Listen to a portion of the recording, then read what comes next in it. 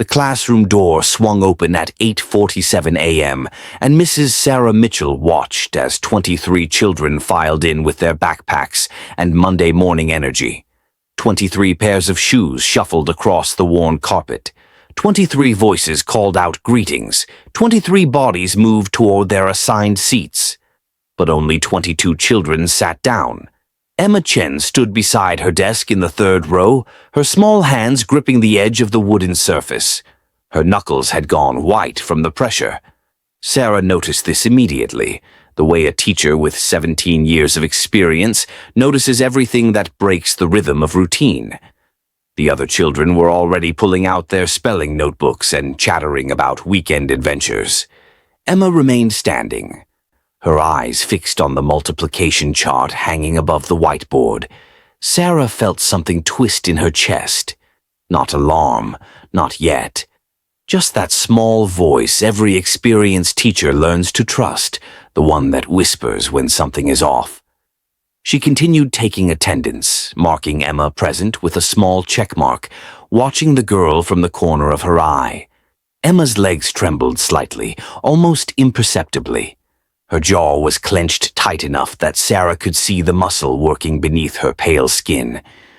Before we dive in, drop a comment and let us know where you're watching from.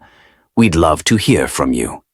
If you enjoy educational stories like this, be sure to like the video, subscribe, turn on the notification bell, and share it with someone who'd love it too. The morning sun streamed through the windows of Roosevelt Elementary School, casting long rectangles of light across the desks. It was the kind of perfect autumn morning that made teaching feel like the best job in the world. The air smelled of new crayons and the faint scent of cafeteria breakfast still lingering in the hallways. Everything seemed normal. Everything except Emma Chen, standing rigid while her classmates settled into the comfortable chaos of a fourth-grade classroom. Sarah had taught at Roosevelt for nearly 2 decades. She knew this building like she knew her own heartbeat.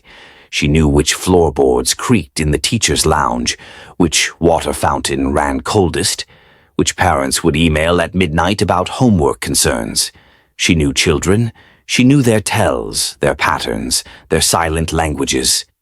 And right now, everything about Emma Chen's posture screamed discomfort. Emma was 9 years old, small for her age, with dark hair cut straight across her shoulders and eyes that seemed too serious for a child. She had transferred to Roosevelt just 6 weeks ago, arriving without fanfare in mid-September. Her records showed decent grades from her previous school across town, no disciplinary issues, no red flags. She was the kind of student who could easily disappear into the middle of a class roster, neither struggling enough to demand attention nor excelling enough to stand out. In those 6 weeks, Sarah had learned a few things about Emma. She was punctual, always arriving exactly 3 minutes before the first bell. She completed her assignments without complaint, her handwriting small and precise. She never raised her hand to answer questions, but when called upon, she gave correct answers in a voice barely above a whisper. She ate lunch alone, sitting at the end of a table near the emergency exit, and she never participated in playground games during recess. Other children didn't seem to notice her much. Emma had perfected the art of being invisible, but today, standing beside her desk while everyone else sat, Emma was suddenly very visible indeed. Sarah began the day's lesson on long division, writing numbers on the board with practiced strokes of chalk. Behind her, she could hear the rustle of papers, the scratch of pencils, the occasional whispered question between desk partners. She could also hear the subtle shift of Emma's feet, the girl's weight transferring from one leg to the other. Still standing, still gripping that desk.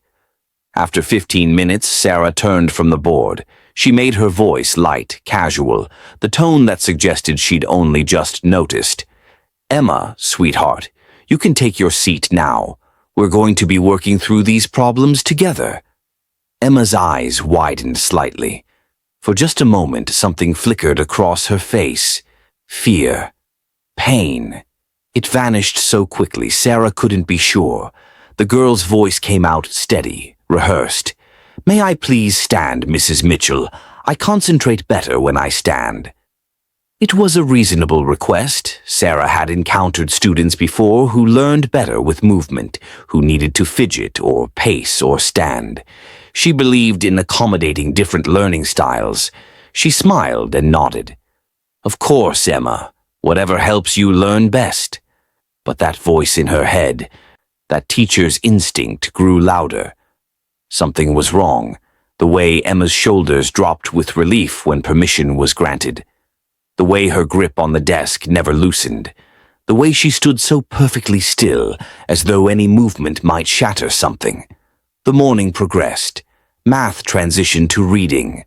The class gathered on the carpet in the front of the room for their daily read aloud. 22 children sat cross-legged in a semicircle. Emma stood at the back, leaning against the bookshelf. Sarah read from their current chapter book, a story about a girl who discovered a magical garden, but her mind wasn't fully on the words. She kept glancing up at Emma, looking for clues in the child's body language.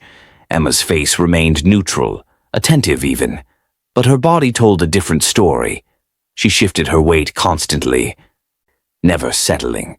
Her fingers twisted the hem of her oversized sweatshirt, bunching the fabric in her small fists. Most telling was the way she held herself absolutely straight, as though her spine was made of steel rather than bone. No slouching, no casual lean, just rigid, painful-looking posture. By lunchtime, Sarah's concern had crystallized into something sharper. She watched Emma file out with the other students, moving with careful, measured steps toward the cafeteria. The girl's gait was strange, too controlled, like someone walking on ice, terrified of slipping. Sarah used her lunch break to pull up Emma's file on the ancient computer in the classroom. The screen took forever to load, pixels slowly resolving into readable text. Mother's name, Jennifer Chen. Father, not listed. Emergency contact, same as mother. With a cell phone number and a work number. Previous school, Brookside Elementary. Reason for transfer, family relocation. Medical notes, none. Behavioral notes, none. The file was frustratingly sparse, a bare outline of a child's life that revealed nothing useful. She navigated to Emma's attendance record. Perfect. Not a single absence or tardy in 6 weeks. Her grades were solid Bs across the board. Her standardized test scores were average. Everything about Emma Chen's paperwork suggested a completely ordinary, unremarkable student. Yet Sarah's 17 years of experience were screaming that nothing about this child was ordinary. When the students returned from lunch, Emma was among them, still walking with that careful precision, still wearing that same oversized sweatshirt despite the warmth of the classroom. Sarah noticed for the first time how Emma dressed. Always layers. A long-sleeve shirt under a sweatshirt, even on warm days. Jeans that were slightly too big, held up with a belt. Sneakers that looked new and expensive, incongruous with the worn quality of her clothes. The afternoon brought science class, Sarah's favorite subject to teach. They were studying ecosystems, and she'd planned a collaborative floor activity where students would create a model forest using construction paper and recycled materials. The other children immediately dropped to the floor, spreading out supplies, chattering excitedly. Emma stood at the edge of the group, her face pale. "Emma," Sarah called gently, "would you like to join a group? Marcus and Jessica could use another partner." Emma's voice was tight. "May I work standing at my desk?" "Please." Sarah felt her concern deepen into something closer to alarm. "Of course, honey. Whatever makes you comfortable." But Emma wasn't comfortable. That much was obvious to anyone who looked closely, and Sarah was looking very closely now. The girl returned to her desk and stood there, carefully cutting out paper trees and animals, her movements stiff and controlled. When she bent forward even slightly to reach for supplies, Sarah saw her wince. It was quick, suppressed almost instantly, but it was there. The school day ended at 3:15 p.m.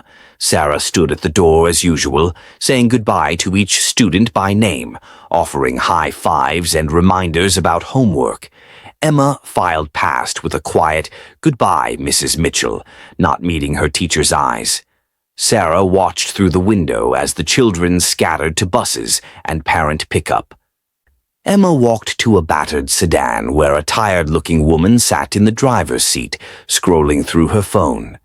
Emma opened the car door with visible effort, as though it weighed 100 pounds, and carefully lowered herself inside. Even from this distance, Sarah saw the grimace that crossed the child's face. That night, Sarah couldn't stop thinking about Emma Chen. She sat at her kitchen table with a cup of tea growing cold, replaying the day's observations. A child who wouldn't sit, who moved like every step caused pain, who wore oversized clothes and avoided eye contact, who had perfected the art of being invisible until standing beside her desk made her impossible to ignore. Sarah had been teaching long enough to know that children hide their pain. They hide it because they're scared, because they've been taught to hide it, because they don't have the words to explain what's wrong. They hide it until they can't anymore.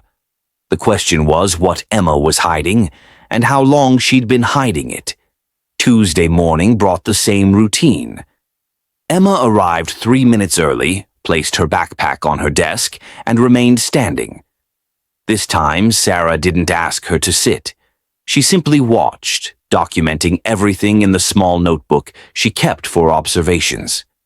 Emma stood through morning announcements, stood during the Pledge of Allegiance, stood while other children worked on their spelling test. Her legs trembled more noticeably today, and twice Sarah saw her reach out to steady herself against the desk. During morning recess, Sarah approached Tom Harrison, the school counselor. His office was tucked at the end of the main hallway, a small room made warm with soft lighting and comfortable chairs. Tom was in his 50s, with kind eyes and the patience of someone who'd spent decades listening to children's worries. "I need to talk to you about a student," Sarah said, closing the door behind her. "Emma Chen, 4th grade." Tom gestured to a chair. Sarah sat but found herself perched on the edge, too restless to relax. She laid out her observations methodically.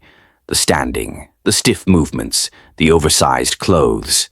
The way Emma flinched when chairs were moved, the trembling legs, the careful, controlled manner of everything the child did. Tom listened without interrupting, his expression growing more serious. When Sarah finished, he was quiet for a moment. Then he said, "What's your gut telling you?" "That something's very wrong. That this child is in pain and hiding it. That we're missing something important." Tom nodded slowly. "I'll pull her file, see if there's anything we're missing. But Sarah, you know we have to be careful. We can't act on hunches alone. If there's abuse or neglect, we need to follow protocol. But we also can't traumatize a child by making accusations that might be unfounded." "I know," Sarah said. "I know the rules. I just don't want to wait until it's too late." "Let's start by observing more closely. I'll make a point to see her in the hallway, maybe catch her after lunch. You keep documenting. If we see enough to warrant real concern, we'll bring in the nurse, maybe the principal. We'll do this right." Sarah left Tom's office feeling both validated and frustrated. She understood the need for caution, for following proper procedures. But every instinct she had was screaming that Emma needed help now, not after days of careful observation and documentation. Wednesday brought a subtle shift. Emma wore a different sweatshirt, this one even larger, hanging nearly to her knees. She stood in her usual spot beside her desk, but today Sarah noticed something new. The girl's hands weren't just gripping the desk for support. They were gripping it as though it was the only thing keeping her upright. Her face had taken on a grayish tinge, and dark circles shadowed her eyes. During reading time, Sarah walked slowly between the desks, checking students' comprehension worksheets. When she reached Emma, she crouched down beside the standing girl, bringing herself to eye level.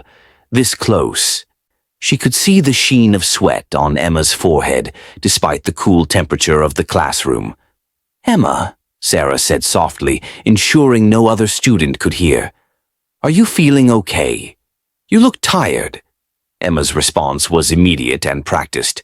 "I'm fine, thank you, Mrs. Mitchell." But her voice wavered slightly, betraying the effort it took to speak. "If something's wrong, if you're hurting or if you need help, you can tell me. You know that, right? Anything you tell me, we can work together to make it better." For just a second, Emma's carefully constructed mask slipped. Sarah saw raw fear in those dark eyes, saw the child's throat work as she swallowed hard. Emma's mouth opened as though she might speak. But then the mask slammed back into place and she said quietly, "I'm okay." "Really?" Sarah stood, her knees protesting the movement.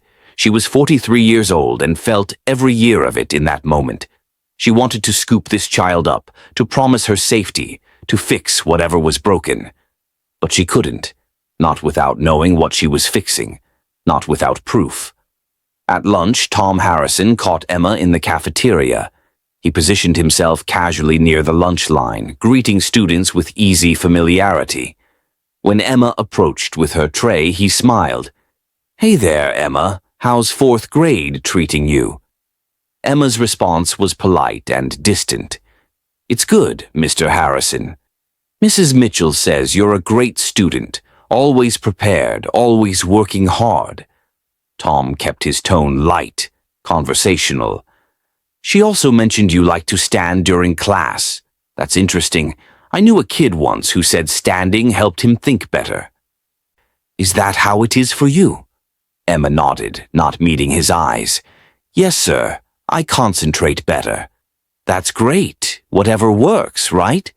Tom paused, then added carefully, "Of course, if there was any other reason, like if sitting was uncomfortable for any reason at all, you could always talk to the nurse, or to me, or to Mrs. Mitchell.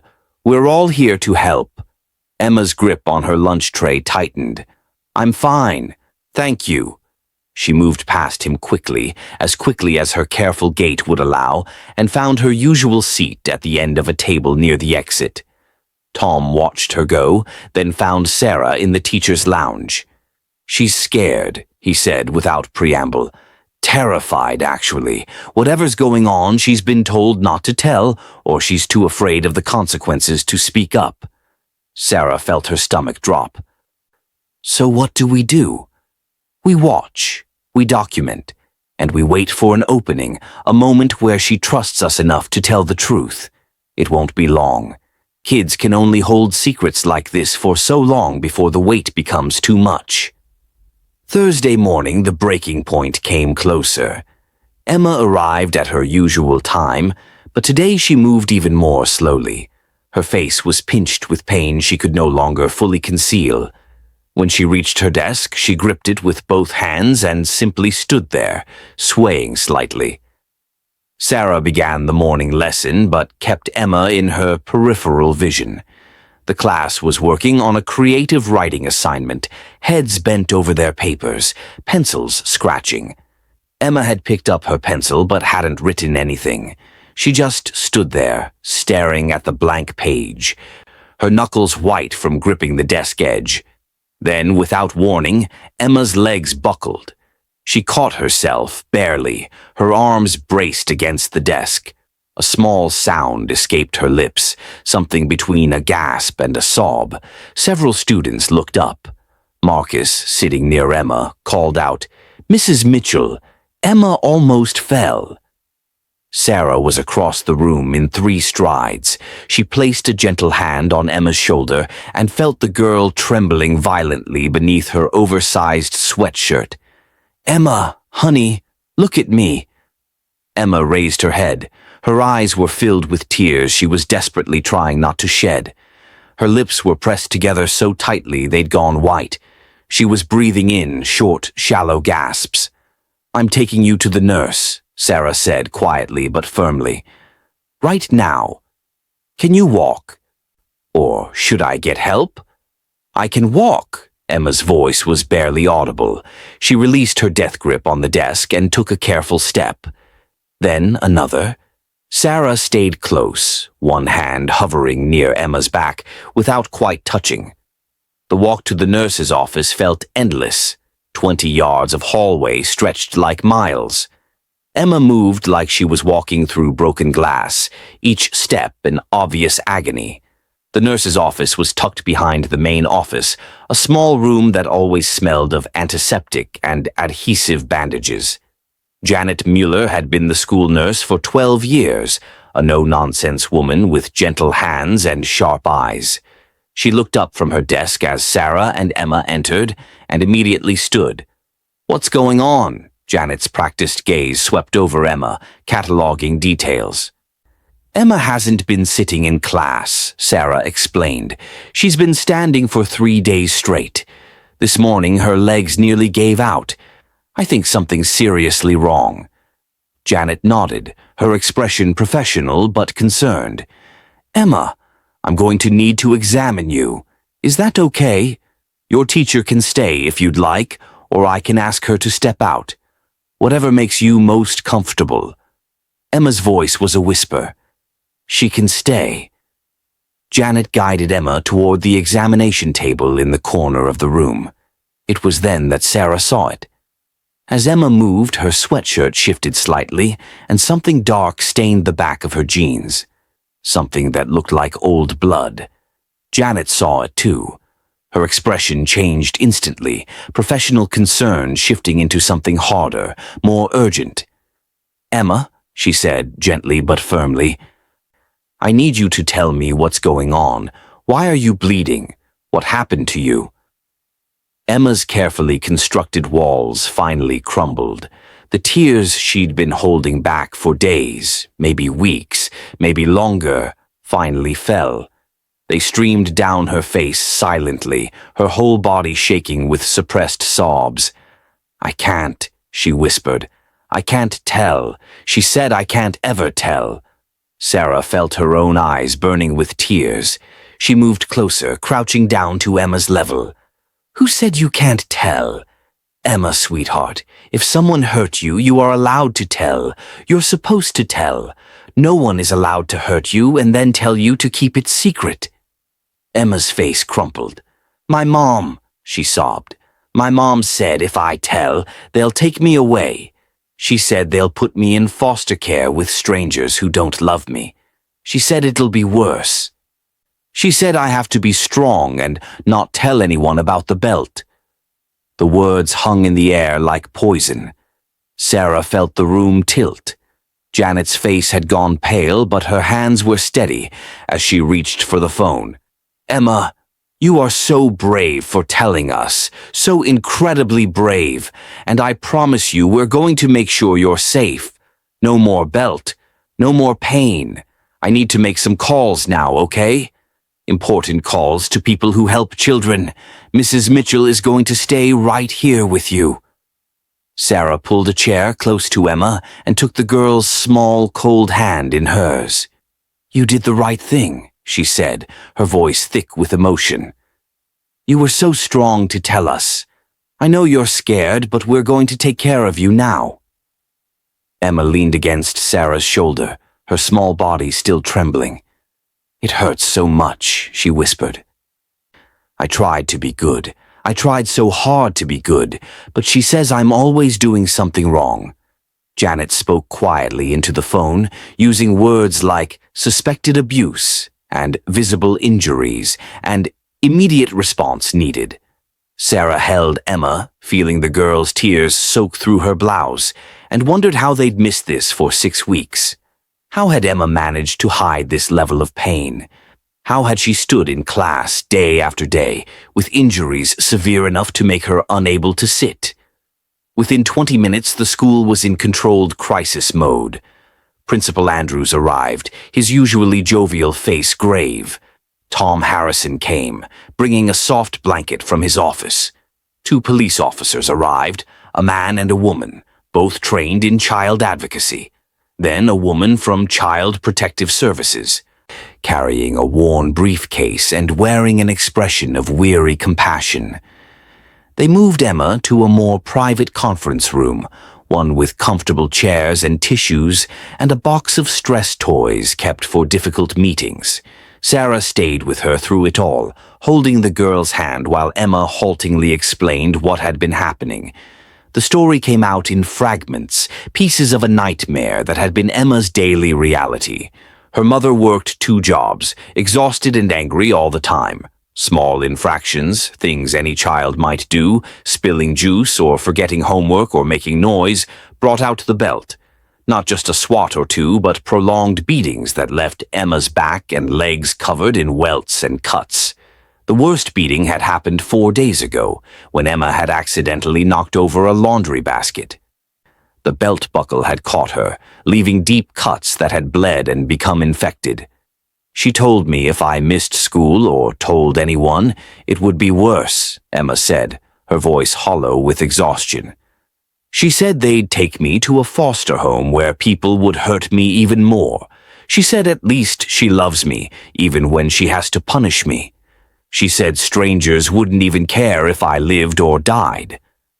The CPS worker, a woman named Angela Rodriguez, spoke with quiet authority. Emma, none of what your mother told you is true. Foster care isn't perfect, but it's safe. And what your mother was doing isn't punishment. It's abuse. Mothers who love their children don't beat them with belts. They don't leave them injured and in pain. They don't tell them to hide their injuries and suffer in silence. Emma looked up with eyes that seemed far too old for her 9 years. Where will I go? Tonight you'll go to the hospital, Angela said gently. Doctors need to examine your injuries and make sure you get proper medical treatment. After that, we'll find you a safe place to stay while we sort everything out.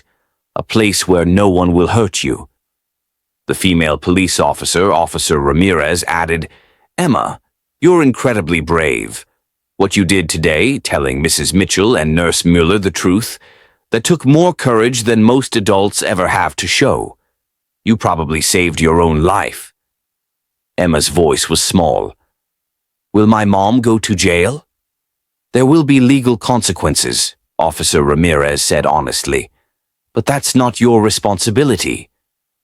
Your only job is to heal and be safe. The adults will handle everything else. An ambulance arrived to transport Emma to Children's Hospital. They insisted she be taken by stretcher rather than walking, and Sarah watched as paramedics carefully helped the girl lie down for the first time in days. Even lying down, Emma whimpered with pain as her injured back and legs made contact with the stretcher. They covered her with warm blankets and wheeled her out through a side door, avoiding the main hallways where other students might see and ask questions. Sarah stood in the empty parking lot long after the ambulance had pulled away, its lights flashing silently in the afternoon sun. She felt completely wrung out, exhausted in a way that had nothing to do with physical tiredness. Tom Harrison found her there, standing alone. You saved her, he said quietly. If you hadn't noticed, hadn't paid attention to the small signs, hadn't pushed when something felt wrong, Emma would still be suffering in silence. I should have seen it sooner, Sarah said, her voice breaking. 6 weeks, Tom. She was in my classroom for 6 weeks, standing there in pain every single day, and I didn't realize until this week what was happening. You're not psychic. You're a teacher, a damn good one. You saw the signs when they became visible, and you acted on your instincts. That's all any of us can do. Tom placed a hand on her shoulder. Emma is safe now because of you. Remember that. The next few days passed in a blur. Sarah gave official statements to police, to CPS, to the school district's investigation team. She learned that Emma's mother had been arrested at her workplace, charged with multiple counts of child abuse and child endangerment. The investigation revealed a pattern of escalating violence that had been going on for at least 2 years, possibly longer. Emma's previous school had never noticed anything wrong, or if they had, they hadn't acted on it. The media picked up the story, though Emma's name was kept confidential. Headlines screamed about child abuse, about a teacher's vigilance, about a little girl who'd stood in silence rather than reveal her pain. Sarah refused all interview requests. This wasn't about her, it had never been about her. She visited Emma in the hospital 3 days after everything came out. The girl was in a private room, surrounded by monitors and IV lines. Her back and legs had required extensive treatment. The infections had spread, requiring antibiotics. The worst injuries would leave scars. But Emma was healing, physically at least. When Sarah walked into the room, Emma was sitting up in bed, actually sitting without visible pain for the first time in days. Her face brightened. "Mrs. Mitchell, you came." Sarah pulled a chair close to the bed, noting how different Emma looked. Clean hospital pajamas instead of oversized sweatshirts, hair washed and brushed, some color returning to her pale cheeks. But most striking was her eyes. They still held sadness, but the terrible fear was gone. "Of course I came," Sarah said, pulling out a bag she'd brought. "I brought you some things. Your classmates made you cards." She handed Emma a stack of construction paper cards, covered in crayon drawings and heartfelt messages. "And I brought your favorite books from the classroom library." Emma looked through the cards, reading each one carefully. Marcus had drawn a picture of Emma standing at her desk with a big smile, with the words, "We miss you." Jessica had written, "Get better soon. You're brave." 22 cards, one from each of Emma's classmates, proof that she hadn't been as invisible as she'd thought. "They know," Emma asked quietly. "They know you were hurt and that you're getting better. They know you're brave. They don't know details, and they won't unless you choose to tell them. But Emma, everyone wants you to know you're missed and cared about." Emma's eyes filled with tears. But these were different tears than the ones Sarah had seen before. These were tears of relief, maybe even hope. "I thought nobody noticed me. I tried so hard to be invisible." "I noticed you," Sarah said firmly, "and I'm so glad you're safe now. I know things are scary and uncertain, but you're going to be okay. You're strong, Emma, stronger than you know." They talked for a while, keeping the conversation light. Sarah told Emma about what was happening in class, about the class hamster's escape and subsequent capture, about the upcoming fall festival. Normal things, the kind of casual conversation that reminded Emma that life could be normal, could be safe. Before she left, Emma said quietly, "Mrs. Mitchell, thank you for not giving up on me, for noticing when I tried so hard not to be noticed." Sarah hugged her carefully. Mindful of her healing injuries, "I'll always notice you, Emma. Always." Over the following weeks, the legal process moved forward. Emma was placed with a foster family, a couple named David and Maria Torres, who had years of experience fostering children from difficult situations. The Torreses were kind, patient people who understood trauma and knew how to help children heal. They brought Emma to visit Sarah at school one Saturday afternoon, 3 weeks after everything had happened. Emma walked into the empty classroom with visible nervousness. This was the place where her secret had been held, where she'd stood day after day in silent agony. Sarah watched her carefully, looking for signs of distress. But Emma walked slowly to her desk, the one in the 3rd row where she'd stood for 3 days. She looked at it for a long moment, then pulled out the chair and sat down. Actually sat, without flinching, without pain. She looked up at Sarah with a small smile. "I can sit now." "Yes, you can," Sarah said, her throat tight with emotion. "How does it feel?" "Good. Normal. I forgot what normal felt like." Emma ran her hand over the desk surface. I was so scared here, but you made me feel safe enough to tell. I don't think I ever said thank you for that. You already thanked me, and Emma, you saved yourself. You found the courage to tell the truth, even when you were terrified. That was all you. Emma's foster mother, Maria, spoke from the doorway. Emma's been doing well. She has nightmares sometimes, and she's working with a therapist. But she's healing. She even laughed yesterday. A real laugh. I don't think she'd done that in a long time. Sarah felt tears prick her eyes. That's wonderful. She wants to come back to school, David added. The therapist thinks it might be good for her, returning to routine and normalcy, if you and the administration are comfortable with it. We'd love to have her back, Sarah said immediately, whenever she's ready. Emma returned to Roosevelt Elementary 2 weeks later. Walking into class that first morning was clearly hard for her. Every student's eyes turned to look. But Marcus called out, "Emma, you're back!" And Jessica immediately made room for her at their table during art class.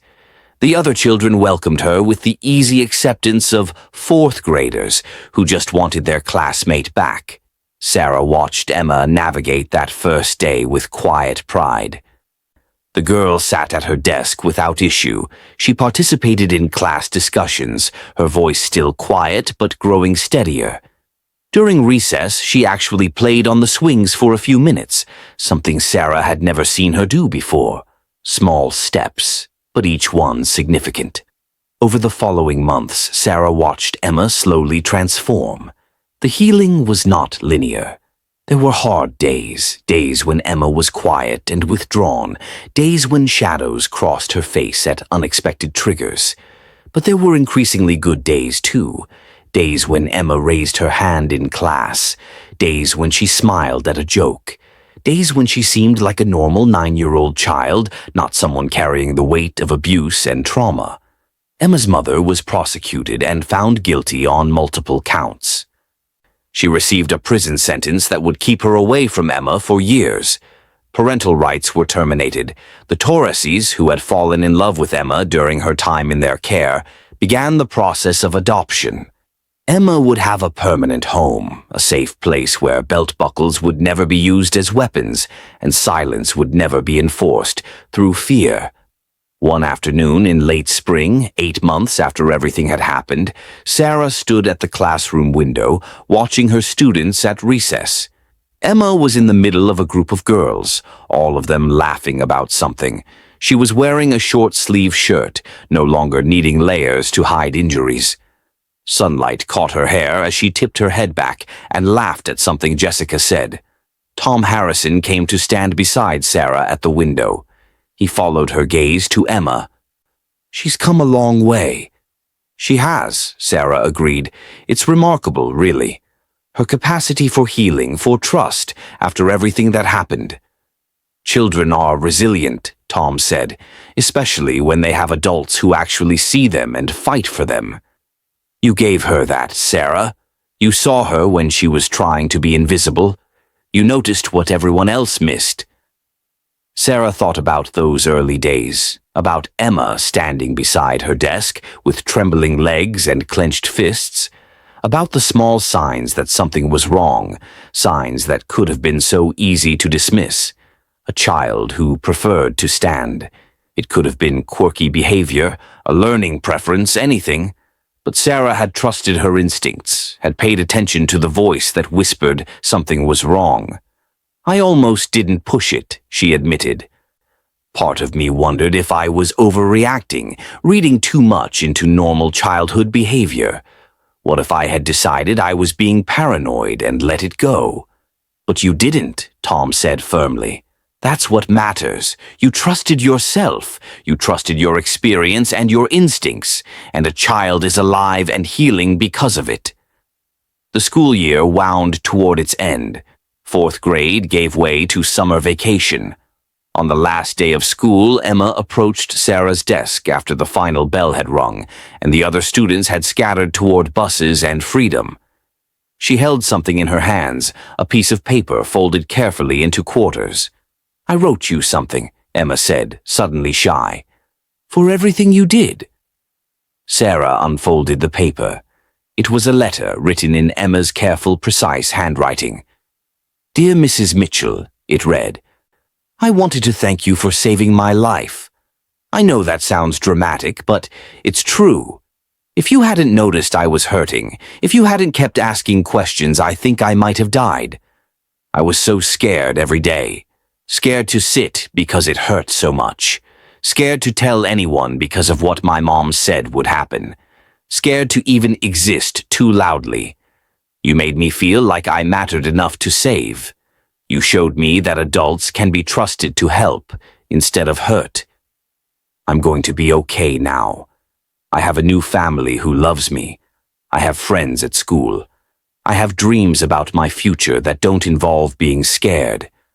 All of that happened because you paid attention when I was trying so hard not to be noticed. I'll never forget you. You're my hero. Love, Emma. Sarah's vision blurred with tears as she finished reading. She looked up at Emma, at this brave, resilient child who had survived so much. Emma, you are the hero in this story. Your courage, your strength, your choice to tell the truth, even when you were terrified. That's what saved you. Emma stepped forward and hugged Sarah tightly. We both were brave, she said. You taught me that sometimes being brave means asking for help, and sometimes it means giving help even when you're not sure. Thank you for being brave enough to help me. After Emma left, Sarah sat alone in her classroom for a long time. She thought about the hundreds of students who had passed through this room over her 17 years of teaching. She thought about the ones she'd helped with math struggles and reading difficulties and social problems. She thought about the parent conferences and the individualized education plans and the countless small interventions that made up a teacher's daily work. But Emma would always be different. Emma would always be the reminder of why this work mattered, why paying attention mattered, why trusting your instincts mattered, why refusing to let a child disappear mattered. Sarah's mind drifted to other children out there, in other classrooms, suffering in silence. Children who stood when sitting hurt too much. Children who wore layers to hide bruises. Children who perfected invisibility because visibility brought pain. How many of them went unnoticed?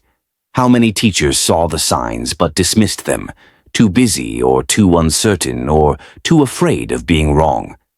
She thought about Emma's mother, now in prison, and wondered what pain had turned her into someone capable of beating a child with a belt. The cycle of trauma that created abusers who had once been victims themselves. It didn't excuse what Emma's mother had done, but it highlighted the complexity of these situations. Breaking cycles required vigilance, required people willing to step in and say, "This ends here." The summer passed. Sarah took time to rest, to process everything that had happened. She attended a training on recognizing signs of child abuse, determined to sharpen her already keen instincts. She read books on trauma-informed teaching practices. She prepared her classroom for a new school year, a new group of students who would bring their own challenges and triumphs. When September arrived again, Sarah stood at her classroom door, greeting her new fourth graders as they filed in for the first day. 24 children this year. 24 stories she didn't yet know. She watched them settle into desks, observed their body language, noted who seemed confident and who seemed anxious. She was looking, really looking, at each child with the awareness that sometimes the most important thing a teacher could do was simply notice. 3 weeks into the school year, Emma stopped by to visit. She was in 5th grade now, taller and more confident than she'd been a year ago. She'd been officially adopted by the Torres, taking their last name. Emma Torres. A new name for a new life.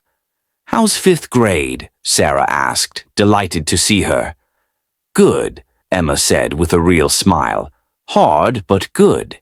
Mrs. Peterson is nice.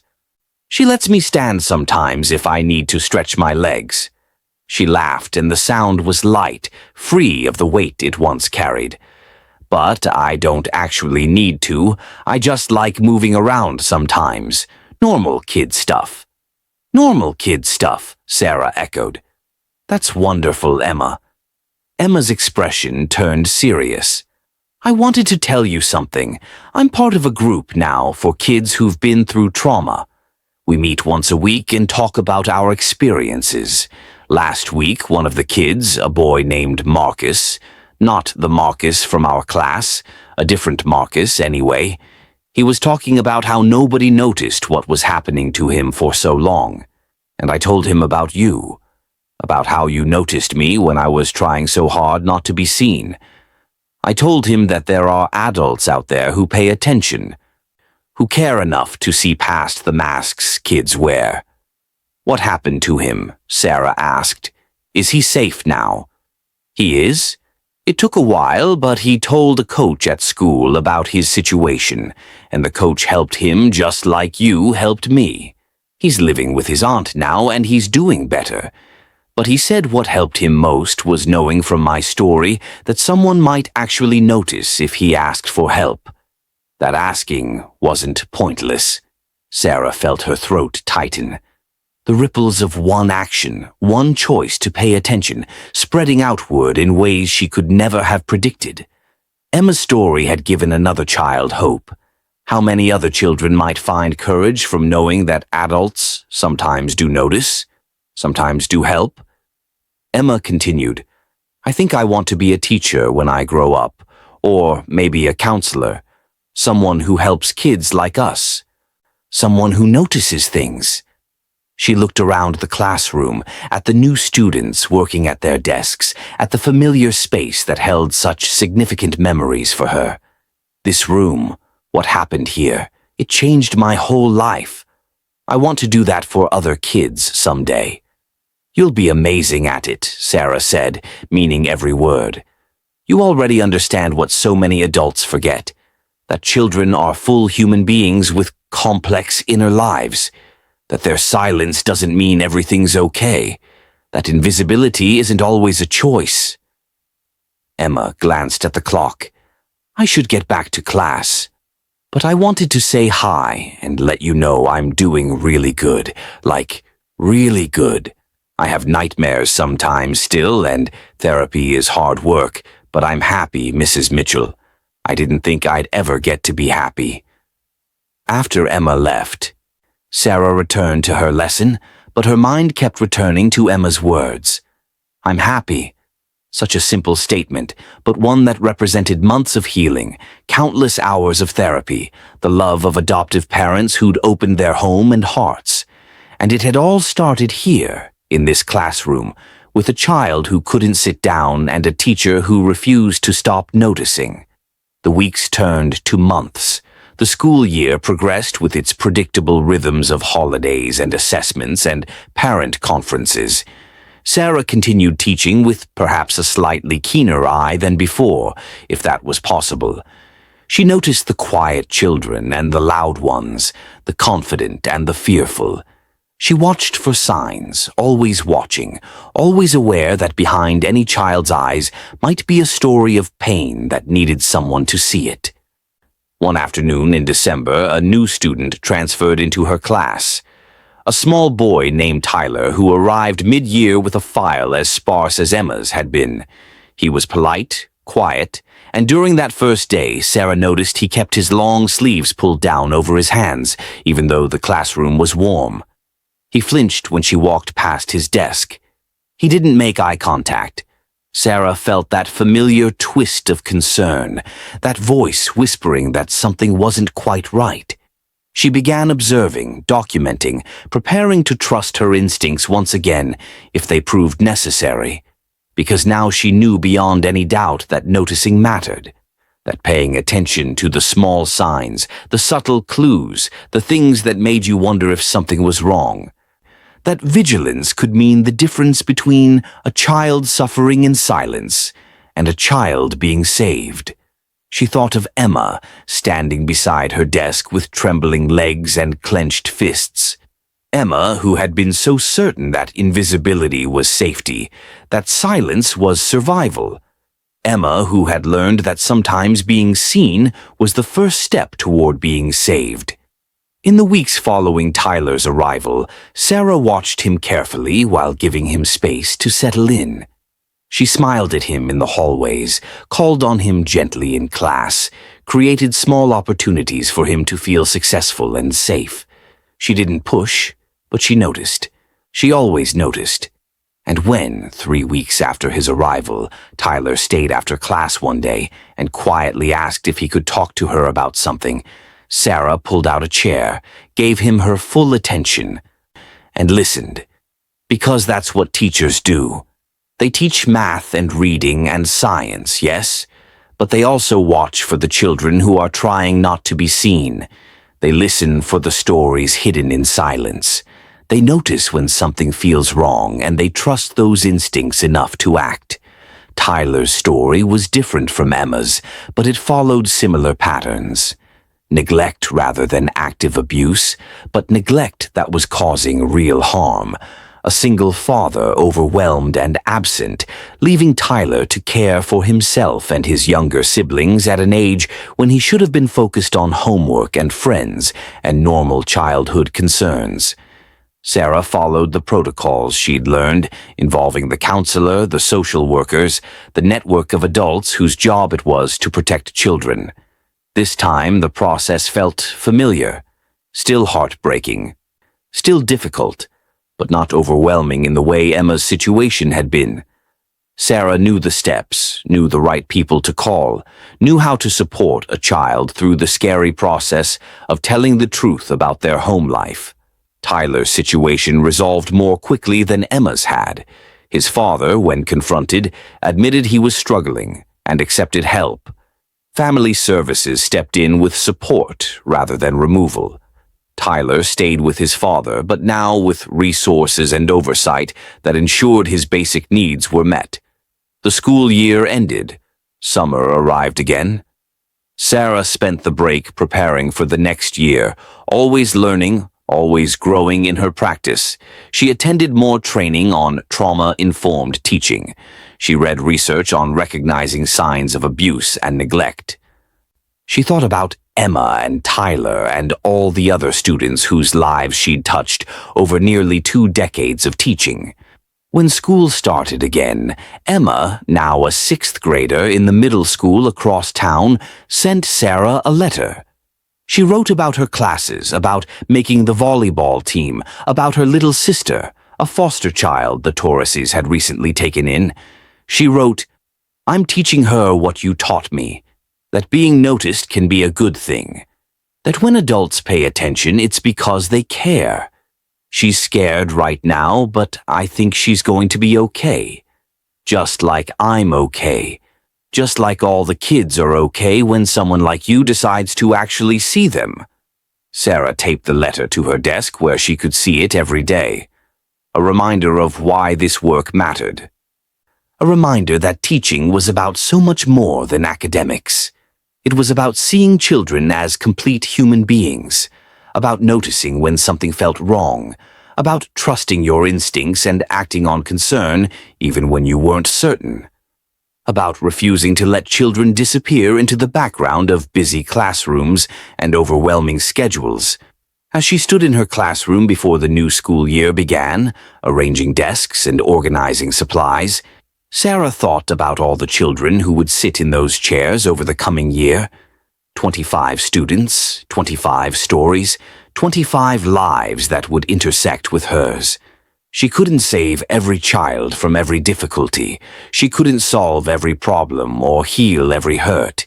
But she could notice. She could pay attention. She could create a space where children felt safe enough to be seen. And sometimes, in the small moments between math lessons and reading groups, in the quiet observations that revealed more than words, in the gentle questions that opened doors to truth, sometimes a teacher's attention could change everything. Sometimes noticing a child standing when all the others sat could be the beginning of saving a life. Sarah switched on the classroom lights and surveyed the room, ready for whatever this new school year would bring, ready to teach and guide and support, but most importantly, ready to notice.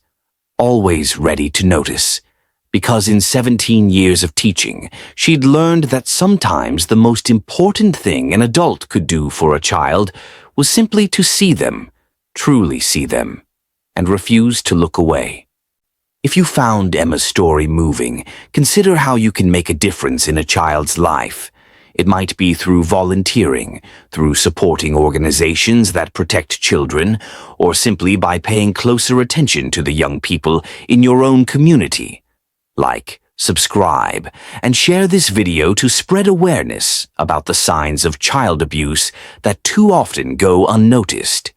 Drop a comment sharing your thoughts, and let's continue this important conversation about how we can all be more vigilant in protecting the most vulnerable among us. Remember that sometimes the bravest cry for help is silence, and it's up to us to listen closely enough to hear it. Together, we can create a world where every child feels safe enough to be seen,